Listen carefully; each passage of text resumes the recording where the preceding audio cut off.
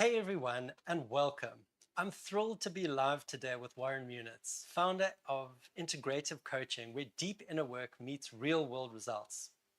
Today's focus is how to deal with narcissists in both personal and professional life, and how to build unshakable emotional resilience in our overstimulated, high pressure world. We've got 10 powerful, relevant questions lined up that I know will speak to many of you. If you're looking to break toxic cycles, set better boundaries, and feel stronger from the inside out, this is your space. So let's dive in. So, Warren, could you explain in just very simple terms what exactly is a narcissist? So, from my understanding is that a narcissist is let's actually start from how it develops. We all have narcissistic tendencies when we're born, when we grow up as children, and depending on how deep the term is narcissistic wounding happens or is, um, at that early age depends on how tightly wound the ego develops around that wound. And so the narcissist has a wound that is so painful that the ego protects it fiercely and is it's difficult for a narcissist to be vulnerable or to be open. And so that's the reason why. So they um, they create relationships or they manage their life through seeing people and things as objects that they can manipulate to different degrees, So, I mean, that's a little bit maybe technical, but I think you get the idea. I do. So, what are the telltale signs that someone in your life might be narcissistic, and how can you protect your energy? Um, I mean, I, so I'm not a psychologist and I'm not a psychiatrist, so you can't diagnose someone, but maybe things that you could look out for are how much empathy do they have um, in your relationship with them, and how you feel in their presence. So if you feel threatened, it depends specifically on how you feeling in that moment and your own personal boundaries. Um, but you will potentially feel influenced, maybe unconsciously, possibly you will be aware of something that's off in the dynamic. You'll feel threatened or you'll feel vulnerable and not in a healthy way. I really hear you. And what's the best way to set boundaries with the narcissist without escalating the situation? It depends. It's difficult to say because you're speaking generally. So not every person is the same. So if we generalize, and I think we mentioned this before, if we generalize, we create a template that doesn't really work in the moment. So I think the way to handle anyone is how you handle yourself. How strong are your own boundaries? Are you aware of where those boundaries are? Or are you not aware? Are you unconscious of your own boundaries? So you might notice your behavior. Are you a pleaser? Are you a doer? Start noticing what do you unconsciously go into, and then recognize that if you're not conscious of that, you are vulnerable to being manipulated, not only by the narcissist, but also by yourself, by your unconscious bias. I get that. And I suppose the question is when it's people that are close to you or family members, um, I suppose that's the difficulty or makes the situation so much more difficult.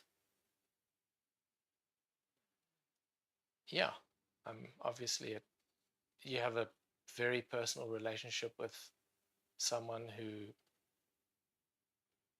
maybe maybe a narcissist or has narcissistic tendencies. And again, this is a broad spectrum. And I think everyone has narcissistic tendencies. So, but this specifically, you're talking about someone who is beyond that line. Yes.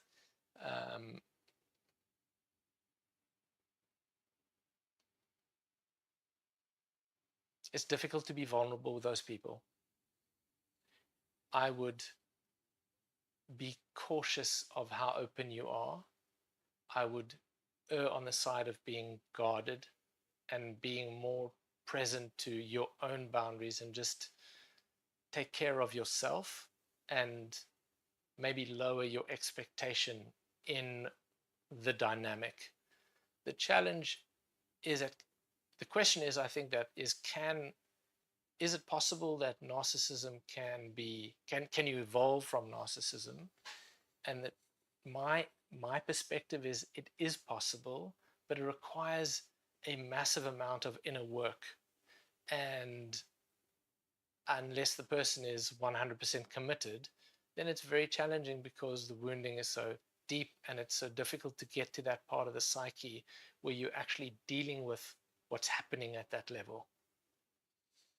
So watch yourself is the most important thing. Be aware of your own boundaries. Final question with regards on the personal is it something that is generally treatable or able to get to a better situation, or is it completely dependent on individuals? It's always dependent on the individual. You can't treat it. There's no medication you can treat it with. But if someone is prepared to do the work, and they are, I would say, committed to 10 years at least of real depth psychoanalytic work or integrative work, it is definitely possible. Because if the individual is willing, then for sure there is room for growth. If they're not willing, well, there's no growth. So let's move on to the workplace. So how do you manage or work with someone who constantly manipulates or takes credit for your work?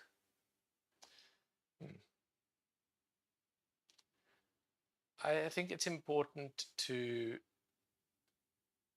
look at your own need for recognition, because a lot of the time where maybe your manager is taking credit for your work, you feel like you're not being seen, and then that reaction snowballs into your own triggers and your own reactions about not being seen, which then amplifies the problem.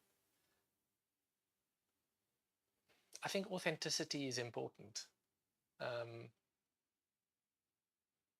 And I don't think chasing recognition is a good strategy.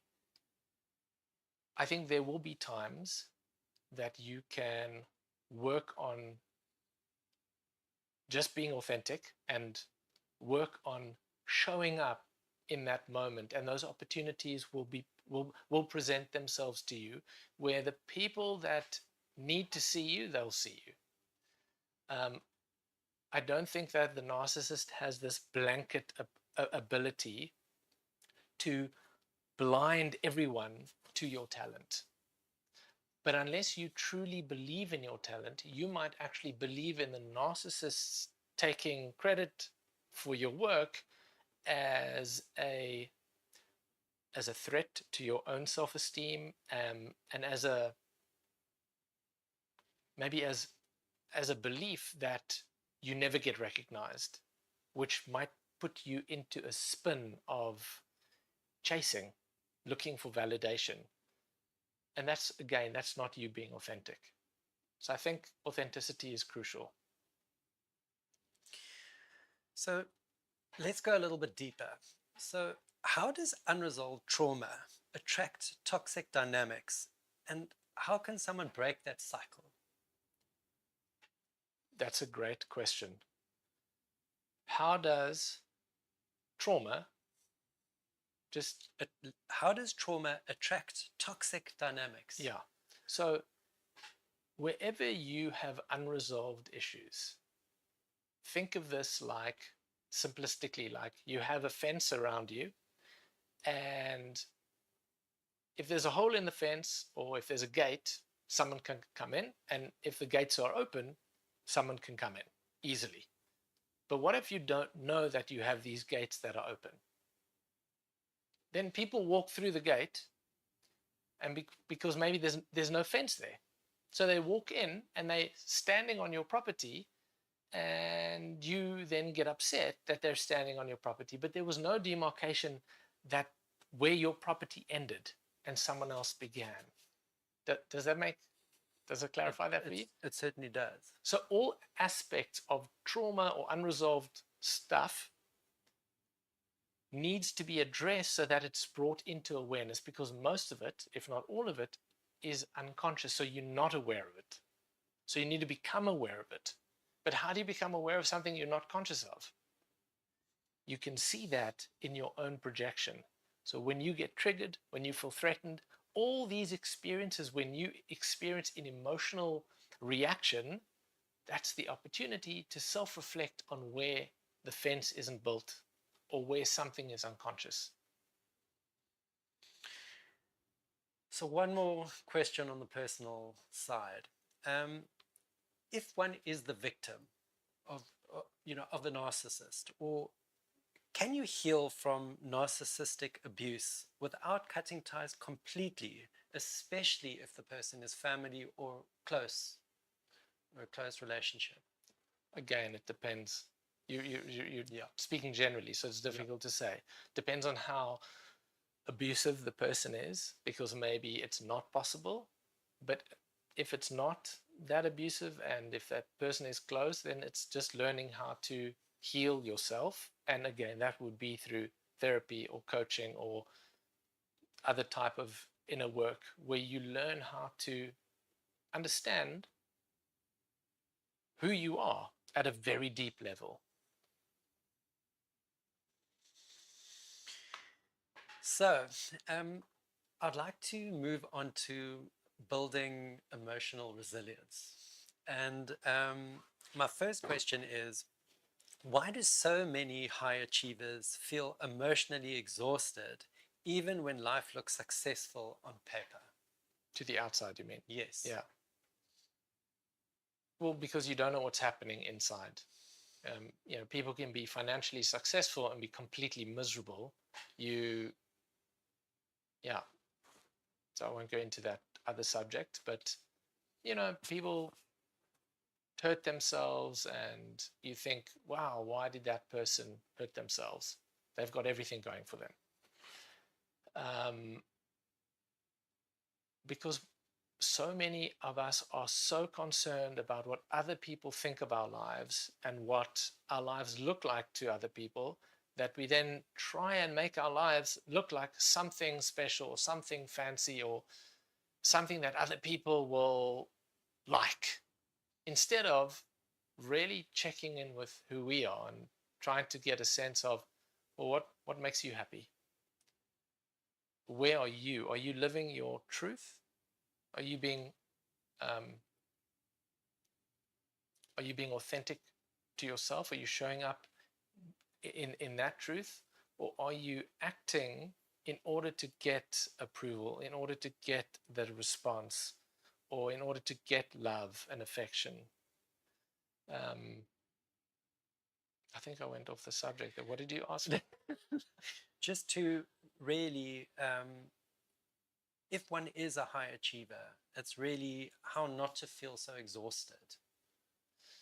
So if you're a high achiever, that's fantastic. So that part of your life is great. But now, what about the part of you that doesn't feel that you have capacity, or that you feel burnt out, or you get home and you have insomnia, or you can't switch your mind off at night, or whatever the symptom is for you?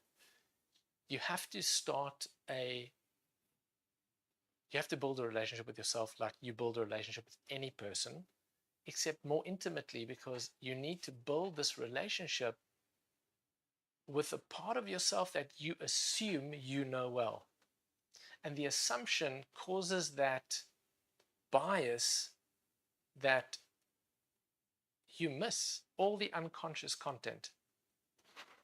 So you have to build a relationship with this part of yourself, and you do that through therapeutic techniques. You do that through meditation. You do that through coaching.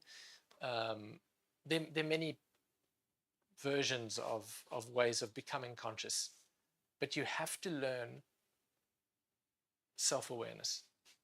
You have to start giving your attention to the mechanism of perception, to the instrument that you use to understand and see the world, and you have to investigate with curiosity yourself in the same way. Because if you don't, someone else is manipulating you, or bound to manipulate you without them or you knowing. Warren, you've actually answered my follow-up question that I had, but I do want to touch on it again. And because I think a lot of it has to do with, as you were saying, about self-awareness and self-realization. But my question is, how do you build resilience without becoming emotionally numb or disconnected? Emotional resilience shouldn't be about numbness or disconnection at all. Emotional resilience is your ability and your capacity to feel and not react to the feeling. It doesn't mean you're unconscious. You're not dissociating. You're not numbing yourself. You're learning how to expand your capacity to experience the feeling function of the psyche without feeling disorientated by it, or without feeling reactive about it. If you feel angry, so what? You feel angry. That's okay. That's an emotion. If you feel sad, so what? You feel sad. Again, it's just a feeling. It's not an emergency, and it's not a crisis. You must learn to experience the broad spectrum of your entire being, not just thinking. Most people live their entire lives in their head, and an emotion pops in, and it's as if the whole world is ending. Where if you learned how to experience and to be with your feelings more consistently, you will realize that there's an untapped resource of intelligence that is literally under your nose, that is a fantastic resource for you, and would answer a whole bunch of questions that you don't even need to think about. You know, it's amazing what you're saying. To me, it sounds very much like managing those emotions and maybe not allowing them to trigger. So I suppose, or become triggers for something else. So I think my next question would be is, how can someone transform emotional triggers rather into opportunity for growth instead of reacting blindly? You have to make a decision that the emotional response that you feel is the opportunity for growth.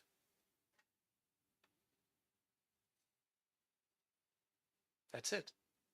Until you start to realize that your emotions are a guidance system telling you that you are not in the present moment, telling you that you have misunderstood what is happening most of the time, not always. Sometimes it's spot on, as in, if you feel threatened by a narcissist, is it possible that that is telling you something about the other person as well, maybe, as your own boundaries? Probably.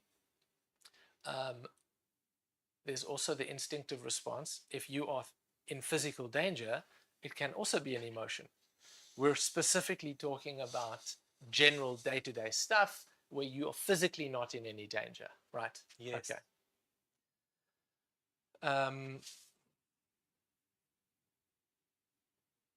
We need to try. So in the beginning, when you feel emotions, especially when you're stuck in your head, when you feel emotions, it feels like an intrusion into your safe space. You don't realize that your emotional space can also be that safe space, but it's a different way of being with the world. So thinking and feeling, most people's feeling function is very subservient and submissive. And so it comes out in quite a primitive way. So our challenge is, can we lean into that feeling function more? Can we start to experience that space more so that it matures into the adult version where we are mature about our feelings, where we can feel them and then we can channel them in different ways?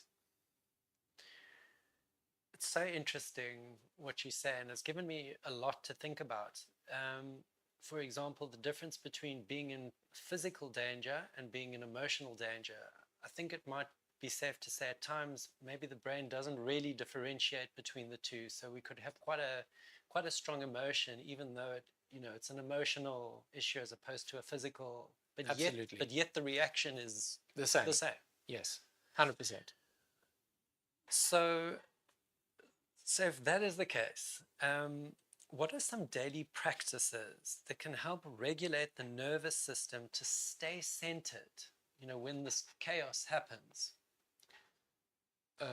So a breathing exercise is, especially in the beginning, where it's like learning how to ride a bicycle. So you get a push bike or you get a bicycle with training wheels.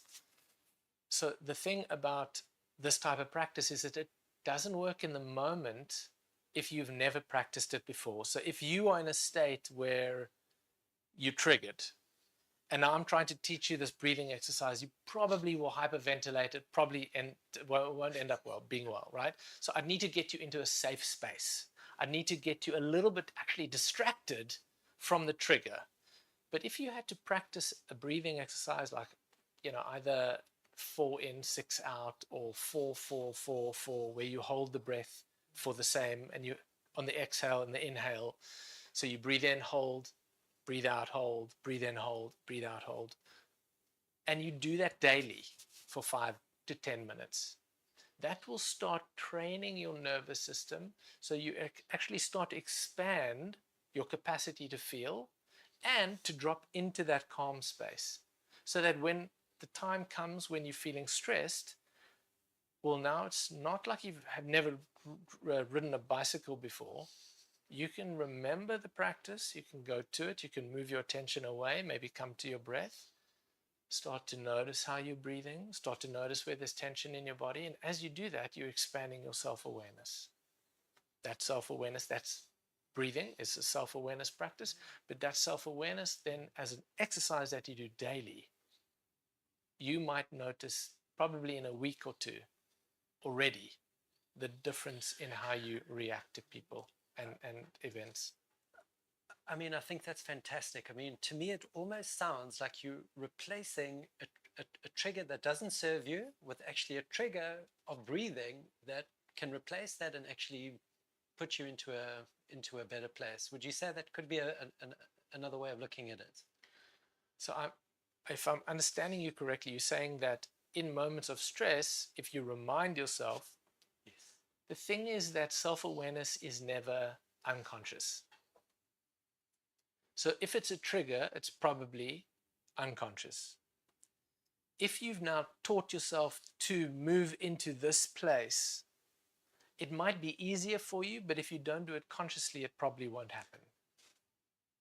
So that's the thing with self-awareness. While you can get better and better and better at remembering to be present, it's never going to happen automatically. Yeah. It's a choice, and you must be aware of that choice. I've got one more question for you. And why is feeling your feelings so important, and how do you do it without getting overwhelmed?